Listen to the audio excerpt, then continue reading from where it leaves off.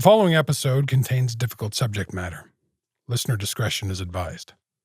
If you want to learn more about how to prevent child sexual abuse, go to cbc.ca/huntingwarheadhelp.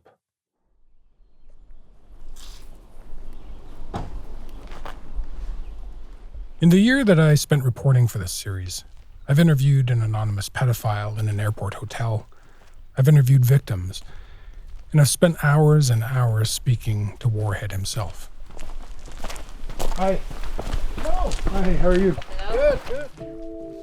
But this is the interview I've been most nervous about.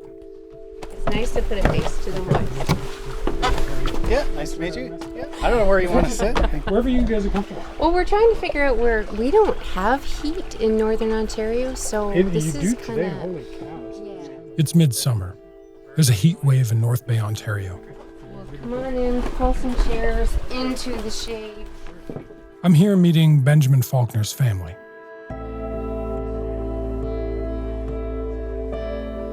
Can I get you to introduce yourself? Sure. I'm Kathy, and I am Ben's mom. I am Rob, Ben's dad. Do you want to... I'm Pat, Ben's grandmother. Their life fell apart when Faulkner was arrested. And then there was the VG article, Hawkins' story, a year later, which led to a piece in the local newspaper.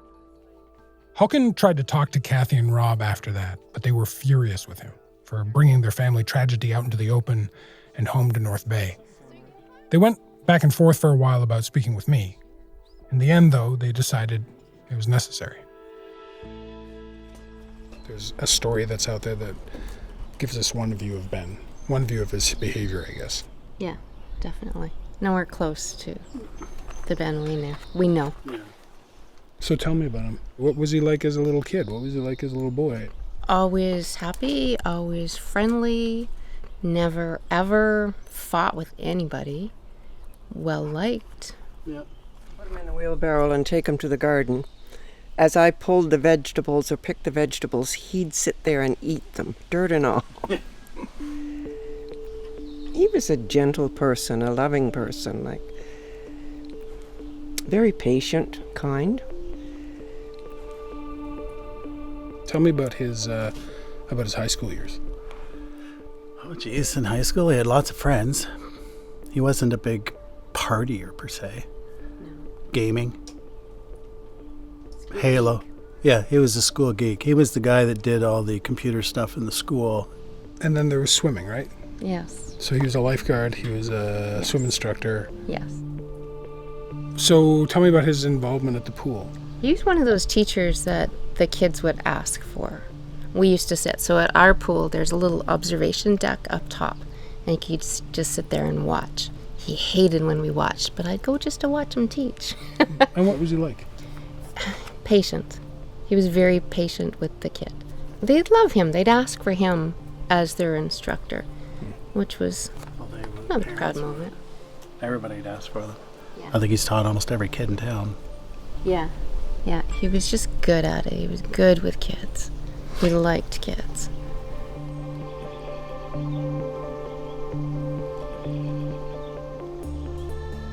Looking back with what you know now, are there signs there that you pick up on? Or? Nope. He learned to hide that part of his life at a very early age because he had to. As he was older, the only thing I noticed, he just didn't have any girlfriends, which, meh. I know some guys that don't. Right. But he was seeing Emily, right? Emily, he was, that went on for No, it was his a best while. friend, yeah. And so what did you make of that relationship? You don't really ask questions of your son's relationships because he's not going to tell you. You're a mom.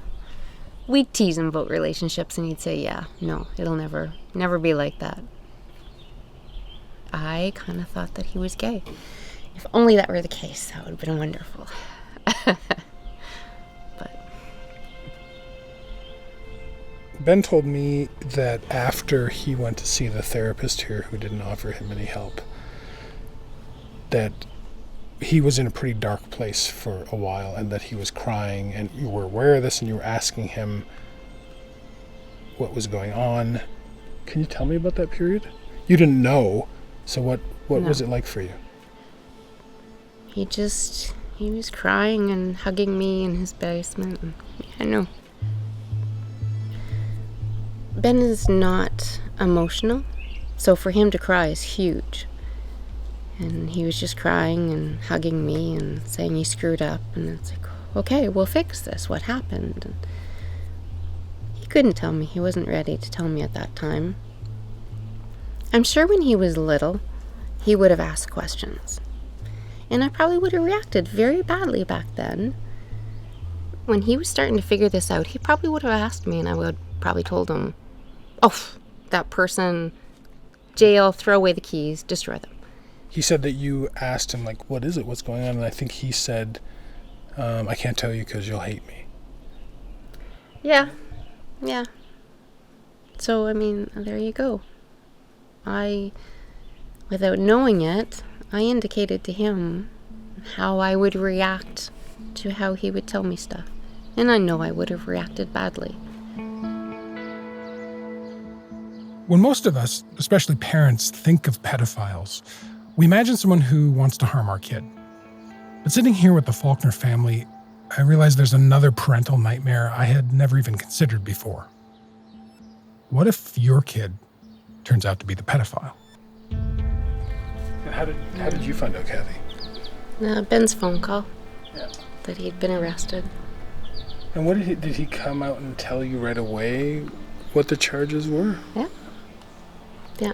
Well, we had to try and get a lawyer, figure this legal system out. It's not something you're versed in until you have to be. Can you remember how you're feeling or what was going through your head when Ben was on the line telling you this? Panic, disbelief. They have it wrong. It can't be. That's the first thing. It was panic. It was a week of sheer and utter panic. Trying to figure out how we're gonna save our child. Yeah.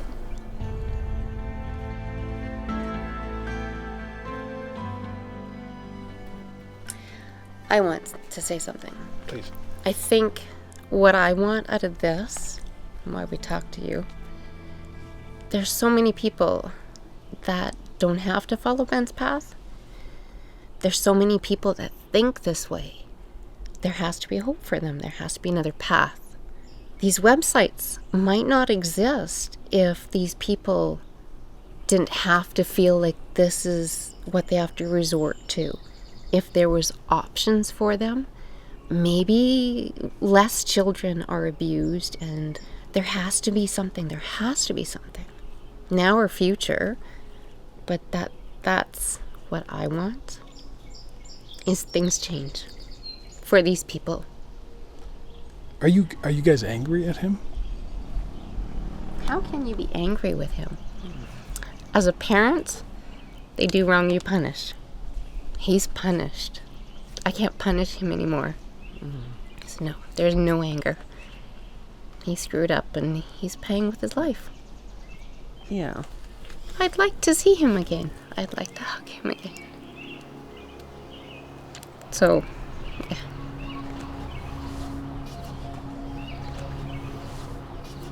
Are you going to attend Ben's next court date? Yes. Faulkner had already been sentenced to life for sexually assaulting the 4-year-old girl in Virginia. His second and final sentencing was for his role on the dark web, running Child's Play. It was about a month away. And how are you feeling about that? It's gonna be hell. It's hard. It's a hard process. But I need to be there for Ben.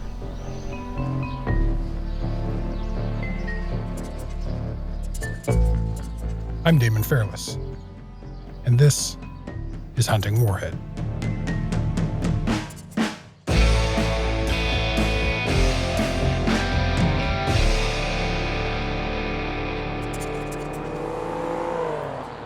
Okay, so where are we? What are we doing?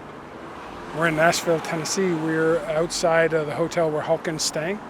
We're going to meet up with him, and we're going to discuss tomorrow is Ben Faulkner's sentencing trial, and we're all going to go and attend that and see what the outcome is.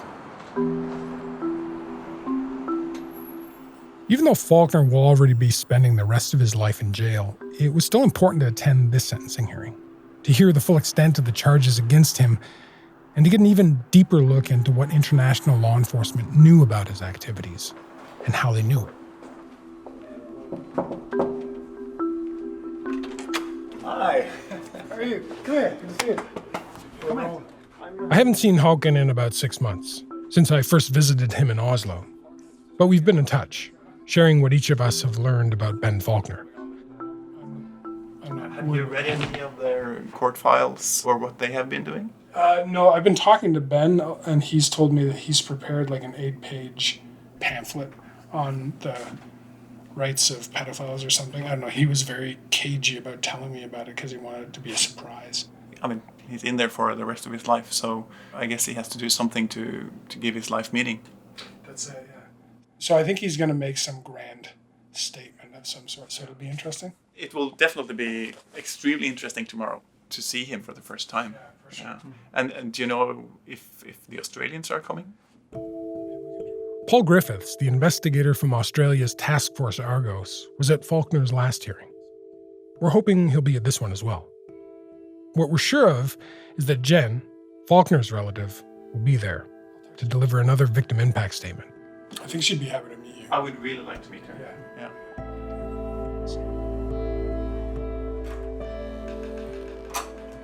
Hey. How are you guys? Nice to see you. Hey, how's it going? Hey, come on. Hi, it's nice to meet you. I feel like I should. The following day, the morning of Faulkner's hearing, Håkon and Jen meet in person for the first time. It was so good to finally be able to meet you Yes. in person. Surreal. Before that article, we basically just had the agents kind of pop into our lives, have all these invasive interrogations and examinations and tests and things, and then they took off. And that was it. I had no idea what he had done. I didn't even know about the website. And just getting the whole story put together and then learning about the work that Paul and John did,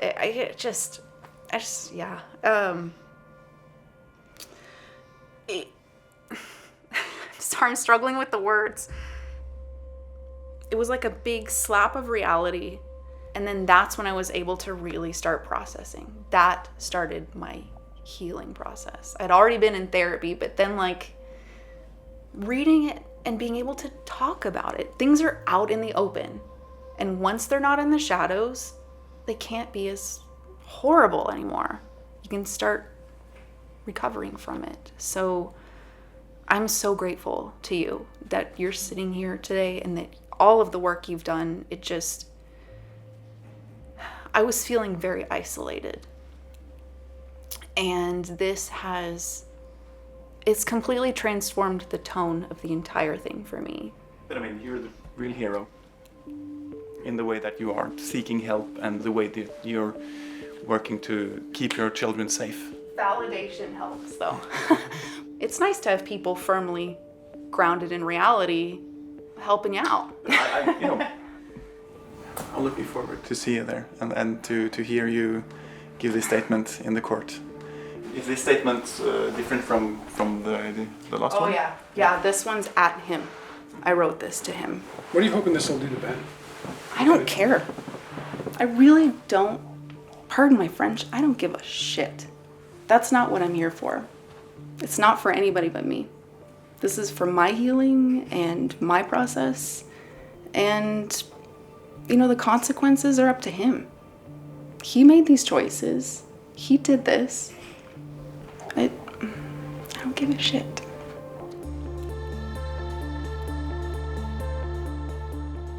So what would it take to be able to forgive him in any sort of way?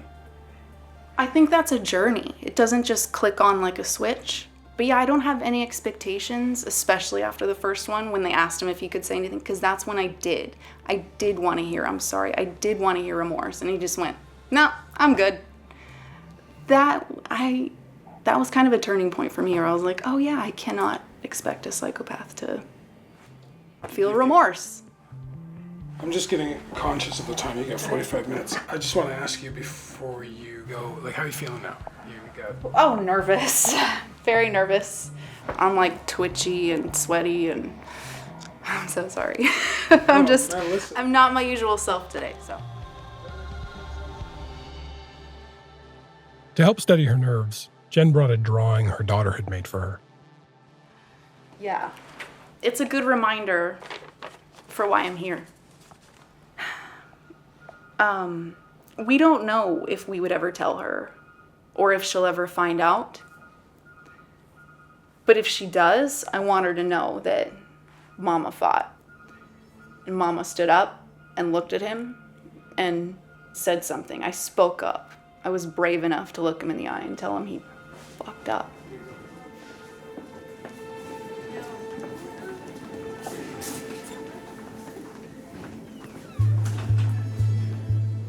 Jen and I had been sitting in heavy wooden chairs in the hallway outside the courtroom for over an hour. Ben Faulkner's hearing was scheduled for 11 o'clock, but it was close to noon now. Patrick Faulty's hearing was up first, and it was running a lot longer than expected. I wasn't allowed to bring recording gear inside the courthouse, so I kept busy taking notes. Jen and I talked about Faulkner, about growing up, about our families. But as the wait got longer, she grew more and more quiet. Once in a while, a pair of marshals would escort an inmate down the long hallway in cuffs and shackles. An hour and a half went by. Further down the hall, just out of earshot, Faulkner's parents, Kathy and Rob, were waiting. They were no longer speaking with Jen. Jen didn't want to speak with them either. Court eventually let out. The hallway was flooded with lawyers and bailiffs. I caught a glimpse of Patrick Faulty being led away. He's an extraordinarily average-looking man.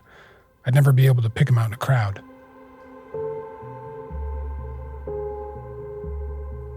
Jen was on her feet, anxious to get into the courtroom. Hawken came and found me. He told me that Faulty had been sentenced to 35 years. Hawken and I followed Jen into the courtroom. It was large and brightly lit. There was an abundance of wood paneling. On the far wall over the judge's bench hung the seal of the District Court of the United States, complete with stars and stripes and a particularly grim bald eagle. Jen sat in the front row of the gallery. I sat directly behind her. Kathy and Rob Faulkner sat across the aisle from me. Sitting next to the Faulkners were Patrick Faulty's parents. Rob Faulkner had told me that the four of them had become close friends. They understood one another's grief. Faulty's parents looked incredibly sad and tired.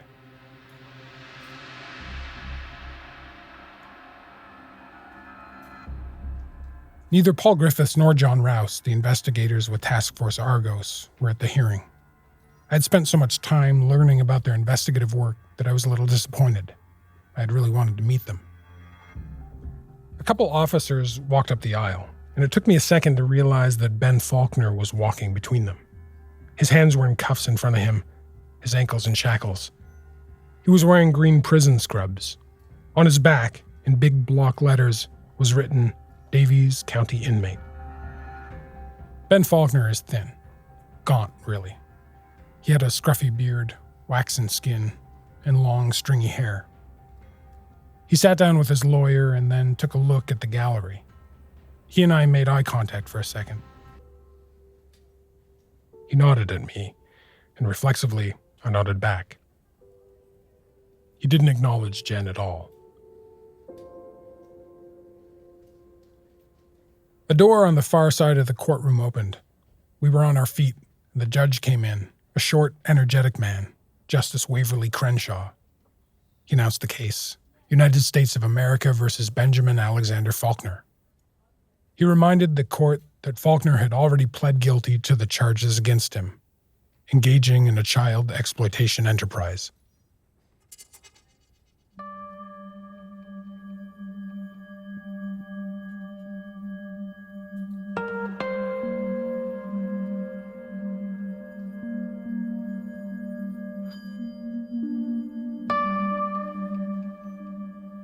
Typically what happens in a sentencing hearing is that the prosecution gives evidence, including expert witnesses and victim impact statements.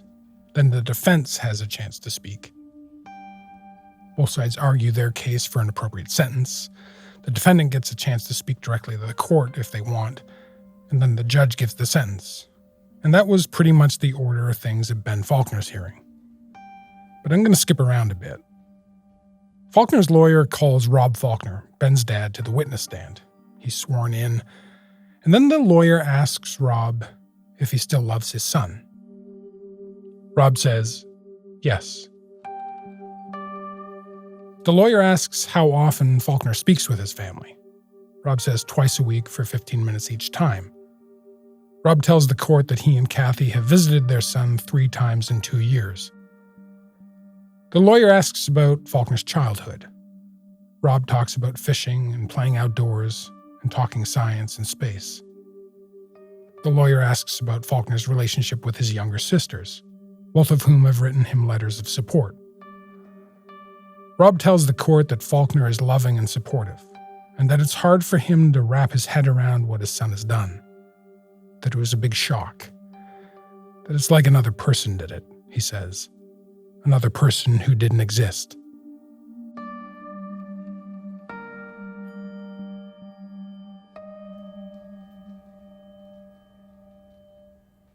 After that, the lawyer calls up Faulkner's mother, Kathy. You've heard some pretty horrific things that your son's admitted to doing today, the lawyer says. Despite hearing all those things, how do you feel about your son? Kathy says, I love him. He's special. He's kind and he's gentle. Kathy is surprisingly collected. In fact, she says all this with a slight smile, a sad smile, like she's remembering something beautiful that happened to her a very long time ago. The lawyer asks what kind of things Kathy did with Faulkner as a child. She talks about canoe trips, spending time in nature with him, the quiet solitude of one-on-one conversations with the paddles dipping into lake water. I look over at Faulkner, and he's wiping away tears. Is there anything in particular you want the judge to hear from you? Asks the lawyer. Kathy says, I just want you to know who we know. He's kind. I don't think he can be happy, but I just want the best for him. Faulkner's crying harder now. Kathy continues, I beg for mercy that he's safe. I don't want him close. I want him safe. Kathy's asking the judge to petition the Federal Bureau of Prisons so that Faulkner serves his sentence at an institution where he's protected from the general population.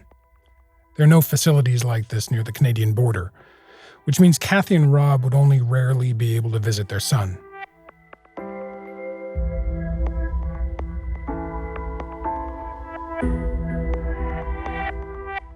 After Kathy and Rob speak, it's their son's turn. The lawyer motions for him to stand at the podium in front of the bench. Faulkner's got his statement in his hands. This is the big speech he's told me about. Faulkner begins. For the first time in my life, I'm speaking before the people I love about the wrongs I've committed. He sounds nervous. He's reading so fast, the court reporter asks him to slow down. Living with pedophilic disorder, he continues, a little slower now, is a life of perpetual anxiety, crippling fear, and debilitating depression. Faulkner's statement turns out to be fairly anticlimactic, and it's also almost entirely about him, about his suffering. He goes on about how he had no option but to hide his desires from the world.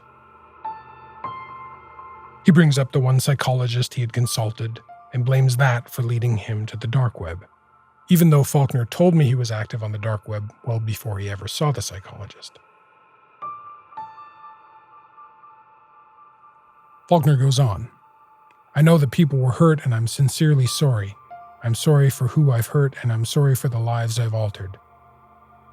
The last thing Faulkner says before thanking the court and sitting back down is this. I'm sorry for how things turned out, and if I could go back, things would be different.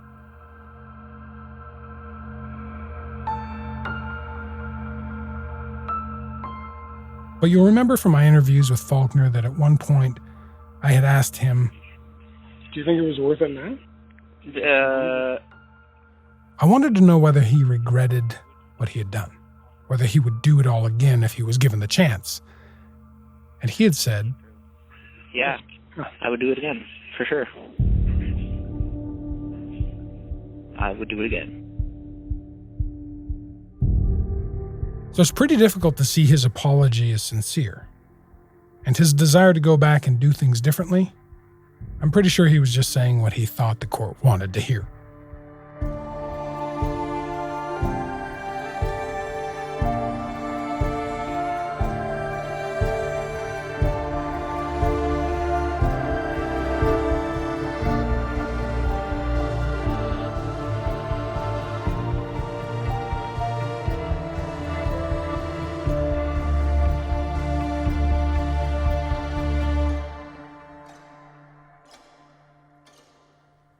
The prosecution calls Jen up to the stand to give her statement. She approaches the bench, sits to the left of Judge Crenshaw, and adjusts the mic. And then she squares her shoulders and looks directly at Faulkner. Your Honor, she says, I'm here today to address the court. And Benjamin Faulkner, concerning the effects of his horrific actions on me, my family, and many others. Ben, for the last 3 years, I've thought a lot about what I would say to you when this final sentencing came. The fact of the matter today is, you haven't made simply a couple of bad decisions or acted on merely just a few urges. You manipulated and violated me. And you abused my 2-year-old daughter after we gave you our utmost trust within our most sacred of places, our home. It nauseates me to think of how much you would have abused her, given your talent for deception, her verbal immaturity, and your future exposure to her at family gatherings had you not been caught. The absolute disgust I can feel when I think of you or anything that reminds me of you is beyond measure. Thanks to you, hundreds are now living with images of their children on the web, horrifically. Unlike locking up a perpetrator, which keeps them from continuing to do harm, these images will continue to exist and cause victims and their families anguish forever. Discovering that you spent hours meticulously constructing yourself a hidden world on the dark web where you could legitimize and act out on your fantasies, even while in my house, was nightmarish. This goes beyond the pale of what other people with your sickness have done. It's your selfish and toxic belief that these acts are not harmful that makes you, in my opinion, exceedingly more dangerous than the typical pedophile. I feel fortunate that I have the opportunity to be here today to confront you on behalf of many people that have been affected by your septic behavior. The shock, trauma, and pain you have inflicted on so many people will no longer be muted or minimized. Everyone left behind in your path of destruction will take comfort in the fact that you will never again walk free or be able to hurt another child. I seek solace in the fact that you are exactly where you belong. You've had my mercy and my forgiveness in the form of my not pressing charges against you for what you did to my baby. And you know what? You also have my gratitude. Thank you, Ben, for opening all of our eyes to how very real and close evil can reside. While I'm not sure you care enough to start the process, it's up to you, Ben, to balance your own karma. Start to heal what you alone have broken. In my opinion, you can do that by acknowledging that you are not a victim here today. You are an individual who manipulates, rapes, and victimizes innocent children. Own up to what you actually did and who you actually are. You owe that to yourself and to a lot of people whose lives you've destroyed and rearranged along the way for your own benefit. We all definitely sleep better knowing you can't hurt anyone anymore. And you know what? You should as well. Bye, Ben.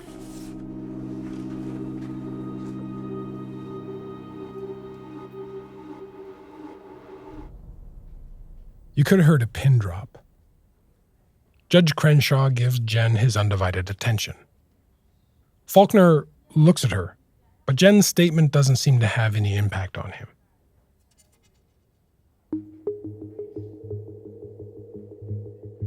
Earlier on in the hearing, while the prosecution was presenting its evidence, it brought up an expert witness, a guy named James Futrell. Futrell is an investigator with the Child Exploitation and Obscenity section of the U.S. Department of Justice. More specifically, he works for the High-Tech Investigative Unit. He gathers digital evidence used to prosecute people like Faulkner. He's one of the American investigators who had been monitoring Faulkner and Falty's dark web activities. His job in court that day was to lay out the facts, that Patrick Faulty and Ben Faulkner were co-administrators of the child abuse site, the Giftbox Exchange, and that Ben Faulkner, under the username Warhead, built and ran Child's Play. Then Futrell reveals that law enforcement had also gained access to private encrypted messages between Faulkner and Faulty. Futrell reads the first one aloud. It starts with Faulkner saying, "Keeping secrets makes me feel like a badass. When somebody asks me how my vacation was, I can simply answer, it was okay. But in reality, hanging out with another pedo is the most liberating experience of my life." Faulkner goes on. "Running child porn sites, having most of the market, LOL. The messages are filled with crude, sometimes graphic braggadocio. The type of stuff that Faulkner and Faulty, for a variety of reasons, were uncomfortable posting publicly, even on the dark websites they ran. Again, I'll spare you too many of the details. But in these chats, Faulkner admits to sexually abusing a toddler. He encourages Faulty to move to Canada, where the prison sentences are much lower. And in another chat, Faulkner's talking to Faulty about what will happen were he to tell his family he's a pedophile. "I think my mother would cry for days," Faulkner writes. "My dad would not talk to me. My sisters would also likely not talk to me. If I told them I was a pedo, they might be okay with it, but I won't because my sisters need to have kids someday and I don't need to have extra eyes on me when that happens." The messages are disturbing, but for the most part they reveal the side of Ben Faulkner I had already gotten to know. However, they also hinted at something that was a genuine shock, something neither Hawken or I had any idea about.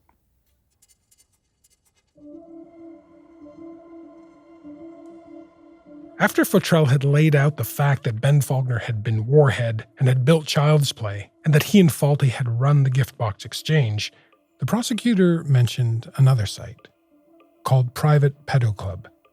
The banner of the form, according to the prosecutor, reads, "Just for producers."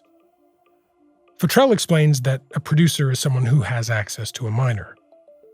The administrator of that site was someone named Nesko, Nesko. "And who is Nesko?" asked the prosecutor. Futrell replies, "Benjamin Faulkner." And then the prosecutor brings up a fourth website. Futrell explains that it's another child abuse site, this one with a focus on children's feet. The administrator of the site was Curious Vendetta, aka Benjamin Faulkner. Ben Faulkner wasn't just Warhead, and he wasn't just running Child's Play. When Faulkner was arrested, he was running at least 4 child abuse sites under various usernames, and he was busy bragging about having cornered, and I quote here, most of the market.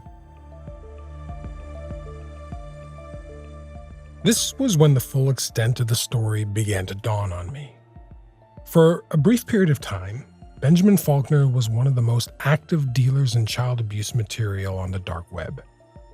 The police work that led to his arrest and Task Force Argo's undercover work dealt a crippling blow to what was likely one of the largest networks of child abuse sites in the world. And yet, at the time of Faulkner's arrest, none of this got much attention in the media. Without Hawken and Einar's investigation, the world might not have ever known about Warhead. And even so, we were the only journalists in the courtroom that day. The last thing I'll mention about the hearing is that at one point, early on, when the prosecutor was going over Ben Faulkner's activities on the dark web, I looked over to watch his reaction. His hand was covering his face. His shoulders were shaking, and I assumed he was crying. But he wasn't.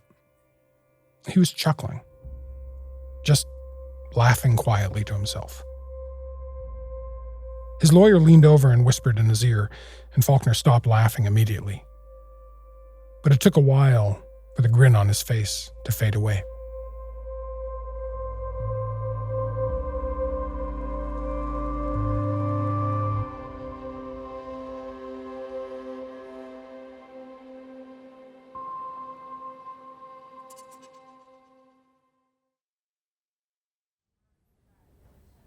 In the end, Judge Crenshaw handed Faulkner the same sentence as Patrick Faulty, 420 months, 35 years, to be served concurrently with their respective life sentences.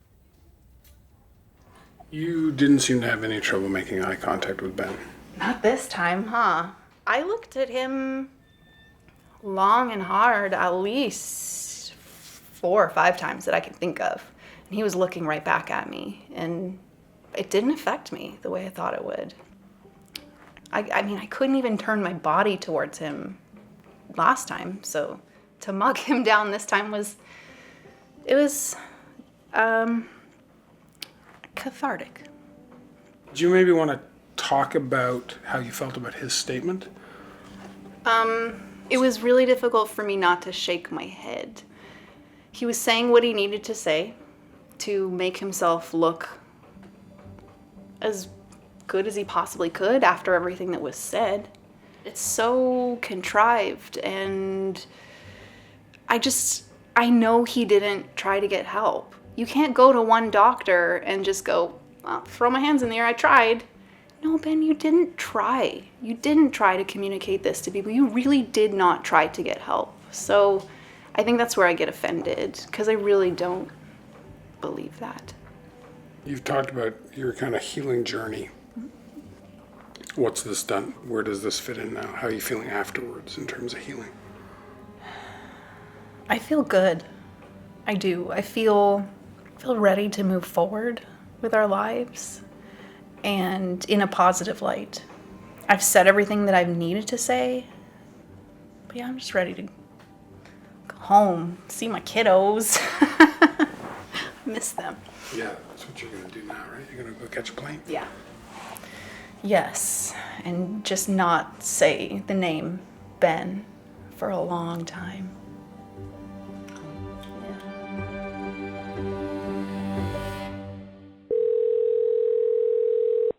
I wasn't done with Ben Faulkner quite yet, though.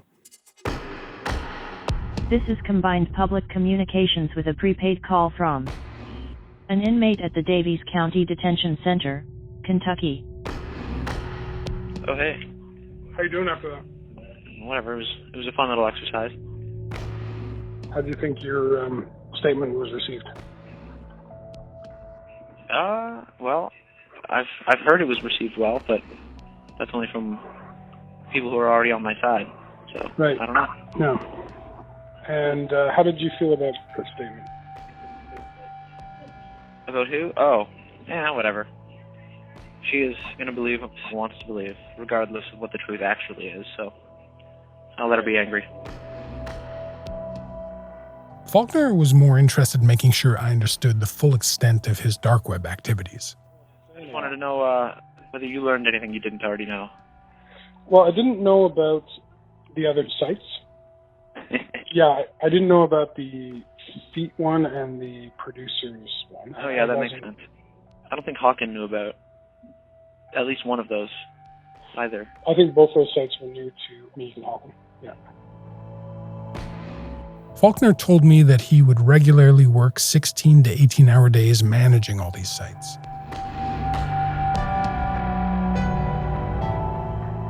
You know, I was quite surprised to hear that he had been even more active, as you say, on the darknet than we knew. So I went back and read some of the emails that he had been writing me before. And there, in one of these emails, he actually said we may or may not know of these websites and services. I mean, he's already there bragging about everything that he's done. But I just disregarded it because I well, I didn't think much of it, to be honest. Yeah, and so do you have a sense of how involved he was on these different platforms? He writes about it himself in a letter that he wrote to me after the sentencing. I mean, the way he writes in this last letter, it's different from the former letters, I feel. It's more like it's like his mask has finally fallen or something, Finally he can tell me what he really wants to tell me. Do you want to read that? Yeah. So this is what he wrote to me in the last letter. He says, "Let me be a little full of myself for a second. But 3 websites, 1 producer group, 2 chats, 1 recruiting platform, 4 servers, multiple personalities and admins of sites I'd broken into, all at once." And then he writes, "Booyah. I hope we all can agree that that's at least somewhat impressive." He says, "I think it's anyway. It took a lot of work."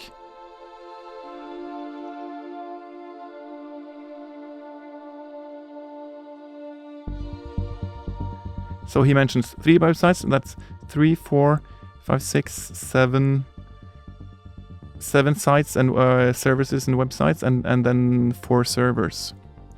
And then he had 5 usernames, so I mean, he was all over the place, really.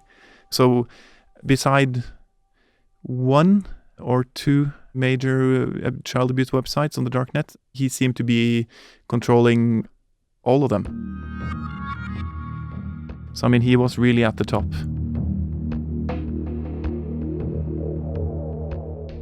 One of the things, too, that I think is worth talking about is after the court date, Ben started telling me that he had a group of people who were recruiting people off the ClearNet onto the dark web. Oh, that's crazy. Faulkner had told me that he had several people working for him who would monitor the ClearNet for people uploading and downloading child abuse material. Faulkner's people would contact those users and urge them to move over to the dark web.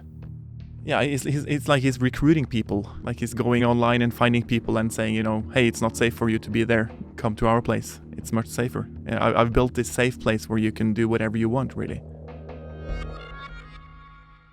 So Ben Faulkner was involved with a group that was doing some of the worst stuff on the dark web, right? Yeah. I mean, he was their tech guy mostly, and they were this group who were producing the worst child abuse material that you can ever encounter. They basically tortured children and then killed them.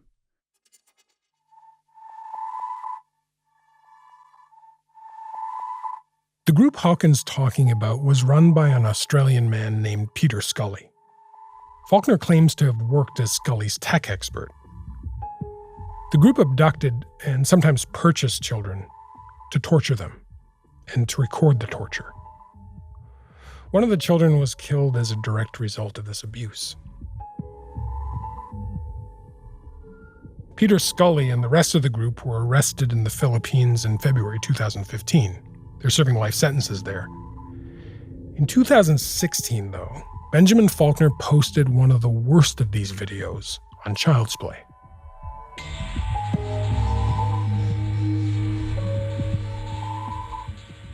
Not only was he involved in many, many more sites than on the darknet than we knew, he had also been involved in helping the absolute worst people on the planet in producing their stuff.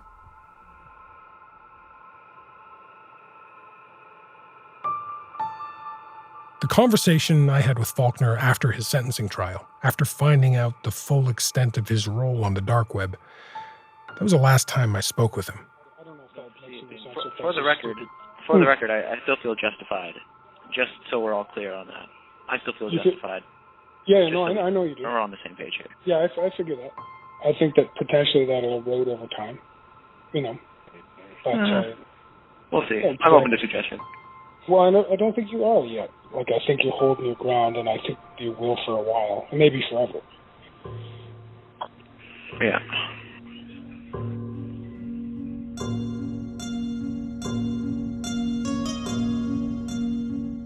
Faulkner kept calling me for several more weeks, sometimes 3 or 4 times a day. I could see it was him from the caller ID, but I couldn't bring myself to pick it up. I just couldn't.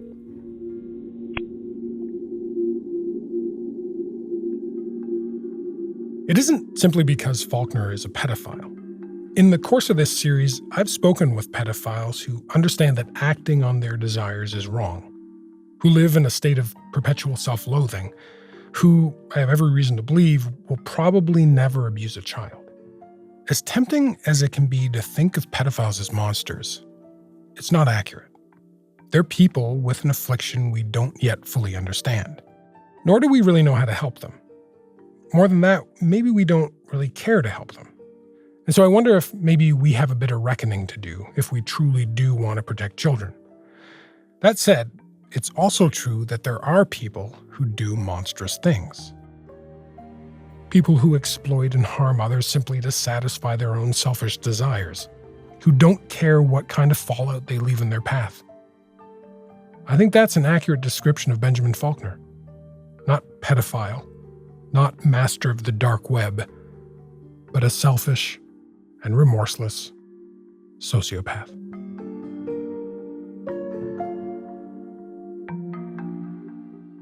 Where do you guys think you'll go from here, working together? What do you think you'll work on together in the future? Well, right now there's a project. I need to get Einar out of his where he's right now, out of his hole somewhere, and start pestering him again, because there's a project also about child abuse that I really want to get done. Håkon and Einar still work together, but they haven't collaborated on an investigative piece since the two of them broke the story of Operation Artemis. I've been reluctant to head back into this sort of topic for a while now. I mean, the whole topic has become difficult for me. I've struggled with the feeling that we don't do enough, and then I take that very personally, and that haunts me at night. I think I've had 3 sort of major depressions now over the last 5 years. I get really tired of not being able to relax ever. But it's even more difficult to handle when the subject is as important as child abuse. I mean, it doesn't get much more important than that.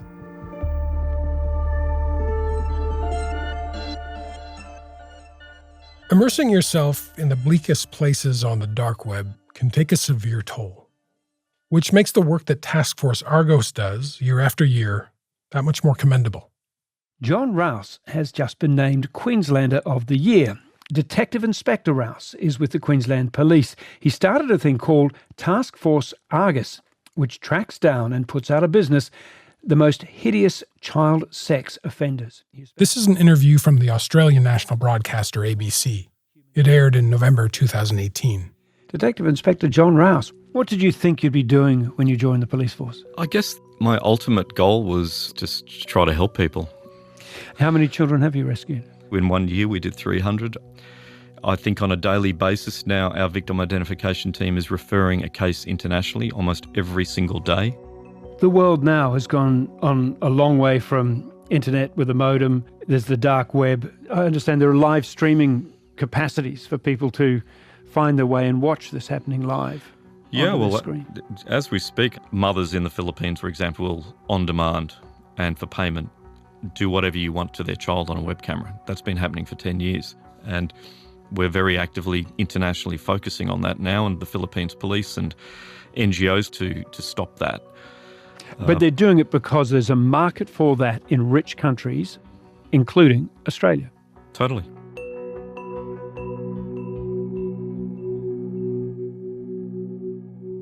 Realistically, stopping the market may be nearly impossible. Even making a dent in it seems like an immense task. The year Håkon published his investigation into child's play, 2017, American tech companies reported more than 20 million images of child abuse to the National Center for Missing and Exploited Children. The next year, 2018, the number of reports had more than doubled. The fact is, as soon as one child abuse site is shut down, another one opens. At first, Warhead was a name Ben Faulkner used to stay anonymous. Then Warhead was taken over by Task Force Argos. Warhead became a way of thinking and acting, an identity the police used to hunt for other online abusers. I've come to think of Warhead as something even more abstract. As a mask anyone can slip on if they want to inhabit the dark web and prey on children.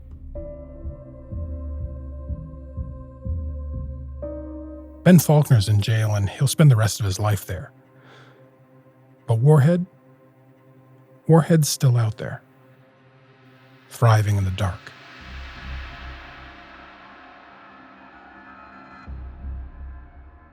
Do you have 3 minutes to tell me about the Philippines, or? Oh, yeah, sure.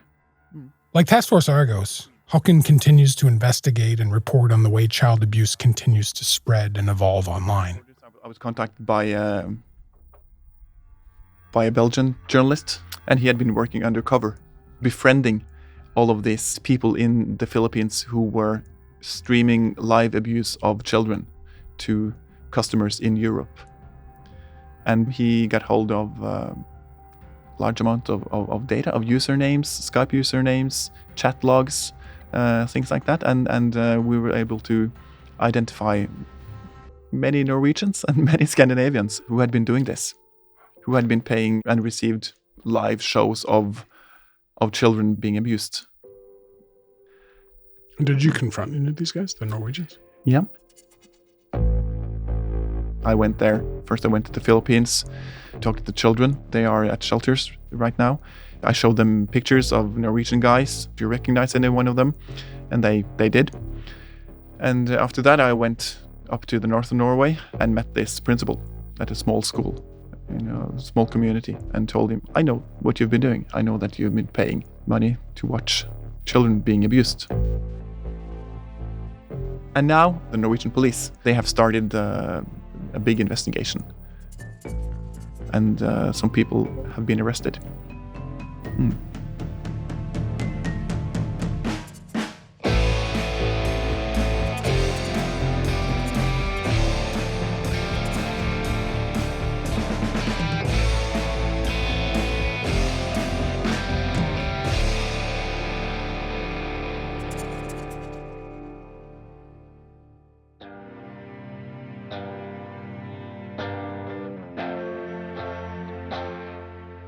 Hunting Warhead is written and produced by Chris Oak and me, Daemon Fairless. The series is co-produced by Håkan Hoydal and associate producer Michaela Rana. Sound design by Cecil Fernandez. Emily Cannell is our digital producer. Original music by Olivia Pasquarelli. Artwork by Ben Shannon and Sarah Clayton. The audio of John Rouse was from an interview he did with Hugh Riminton on the Australian Broadcasting Corporation's Radio National Network. Special thanks to Einar Otto Stengvik, Natalie Remo Hansen, Bjette Amundsen Koren, Janne Thronsen, Magna Antonsen, Christopher Iverson, and Nina Stensrud Martin. Also, Judith C. Gu, Evan Agard, Phil Lung, Eunice Kim, Fabiola Carletti, and Kate Zeman at the CBC Reference Library. The senior producer of CBC Podcasts is Tanya Springer, and our executive producer is Arif Narani. Leslie Merklinger is the Senior Director of Audio Innovation. Hunting Warhead is a co-production of CBC Podcasts and the Norwegian newspaper VG.